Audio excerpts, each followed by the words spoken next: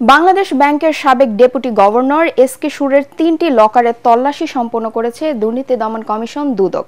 রাত ৯:৩০টার দিকে অনুসন্ধান শেষে দুদক পরিচালক কাজী সাইমুজ্জামান জানান, এস কে সুরের ৩টি লকার থেকে ৫৫,০০০ ইউরো, $১,৬৯,০০০ সহ এফডিআর এর ৭০ লাখ টাকা এবং স্বর্ণ পাওয়া গেছে। এসব তথ্য সোমবার আদালতে উপস্থাপন করা হবে। বিস্তারিত আদ্দিন সজীবের রিপোর্টে। প্রায় ১০ ঘন্টার অভিযান। বাংলাদেশ ব্যাংকের সাবেক ডেপুটি গভর্নর এস কে সুরের লকারে তল্লাশি করেছে দুর্নীতি দমন কমিশন দুদক।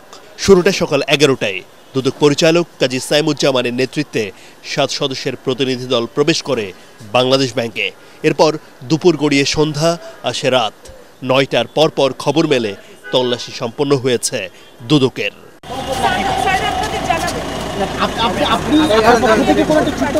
কিছুক্ষণ পর বেরিয়ে আসে দুদকের সেই প্রতিনিধি দল।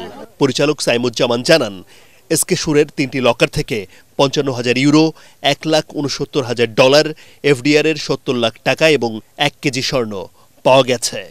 মার্কিন ডলার পেয়েছি ১,৬৯,৩০০ এবং স্বর্ণ পেয়েছি ১,০০৫ গ্রাম এবং এফডিআর পেয়েছি ৭০ লাখ টাকা।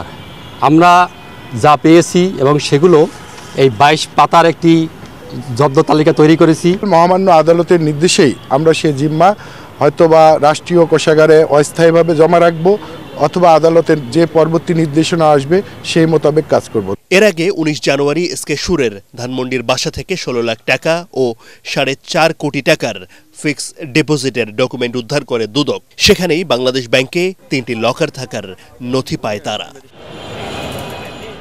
আদ্দিন সজীব, এটিএন বাংলা, ঢাকা।